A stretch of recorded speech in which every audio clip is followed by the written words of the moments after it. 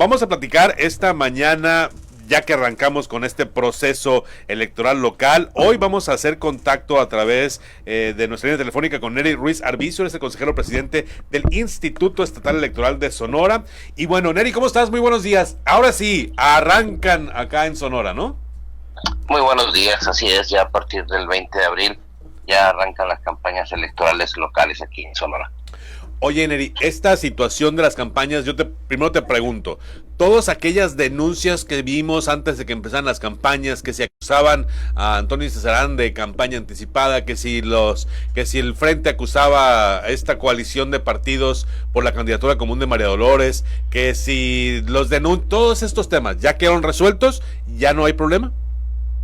No, fíjese, hay denuncias que se presentaron previamente que están siendo investigadas y siguen su curso. Okay. Una vez que concluyamos nosotros las investigaciones, pues será el Tribunal Estatal Electoral el que tendrá que resolver esa situación y eso siguen. Ahora, en cuanto a... La aprobación es que cumplieron entonces con todos los requisitos para ser candidatos.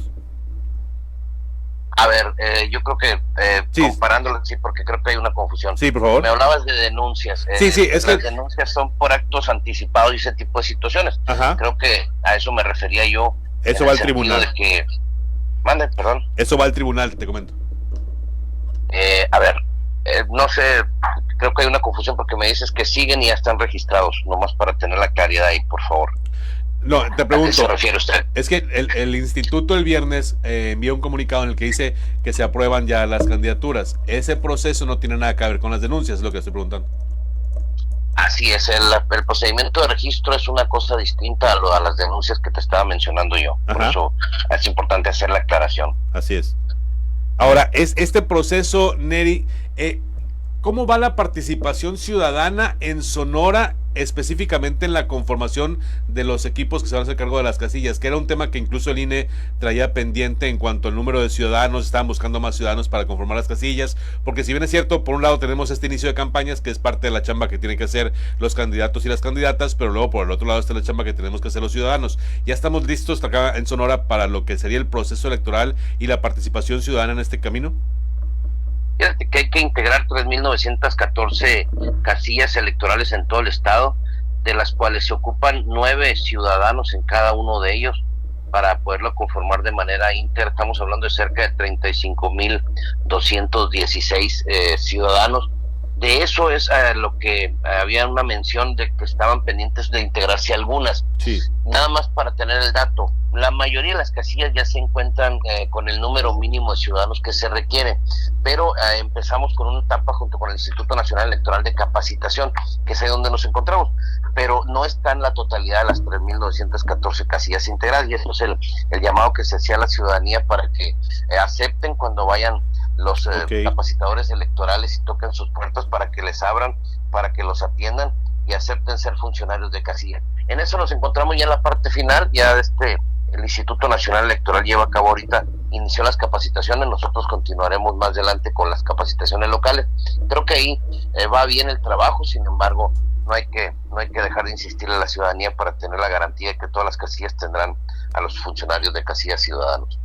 Oye, Nery, otra pregunta relacionada también con este proceso que estamos viviendo y que me llamó mucho la atención, un cambio. Me tocó ver que se cumplió con requisitos como la 3 de 3 contra la violencia, se cumplió con toda la normatividad que exige para poder ser candidato. ¿Qué pasó con los documentos que garantizaban en el 2018 y creo que en el 2021 este tema de la otra 3 de 3, lo que tiene que ver con la declaración patrimonial, de impuestos y...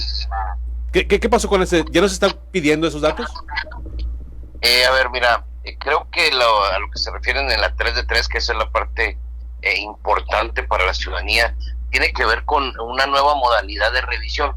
Esta se refiere a la verificación de que ningún aspirante a un cargo público, ya sea hombre o sea mujer, tenga dentro de sus antecedentes el haber cometido un delito en violencia sexual, en violencia intrafamiliar o como deudor alimentario.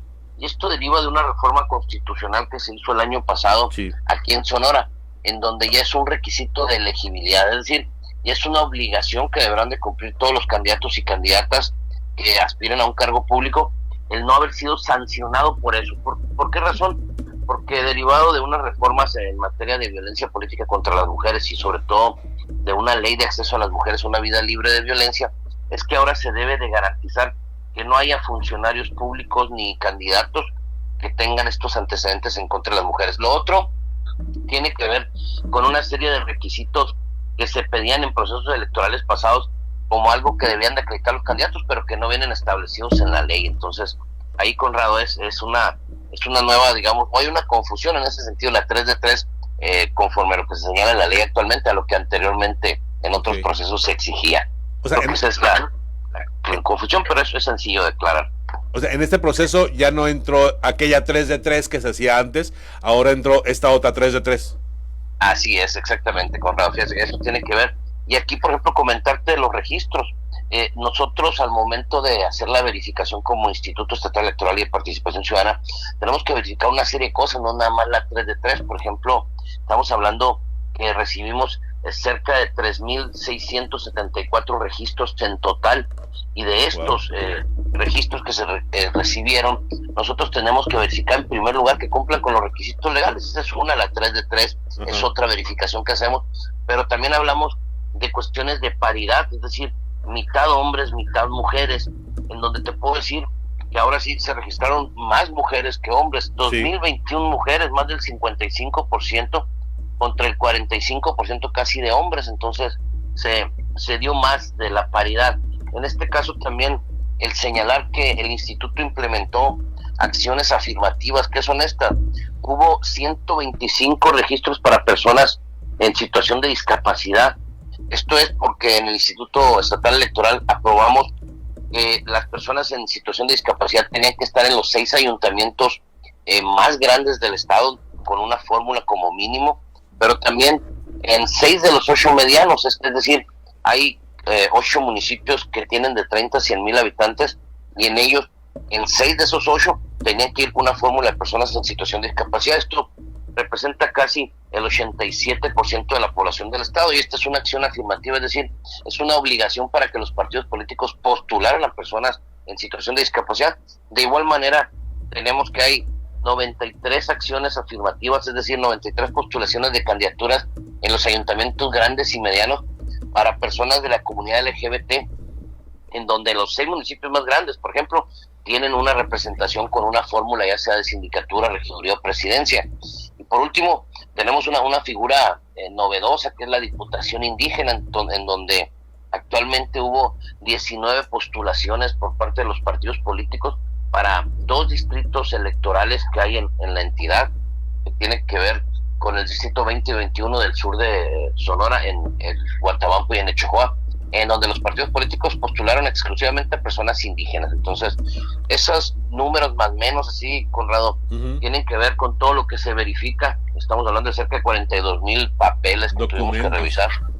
Es un volumen importante, pero ya lo concluimos el día viernes en la noche, dentro del término legal, y ya a partir del día sábado a primera hora empiezan las campañas, empezaron, y ya los partidos políticos contaban con sus registros para poder, ahora sí que conforme a los procedimientos y con la aprobación correspondiente del instituto, pues iniciar sus campañas electorales.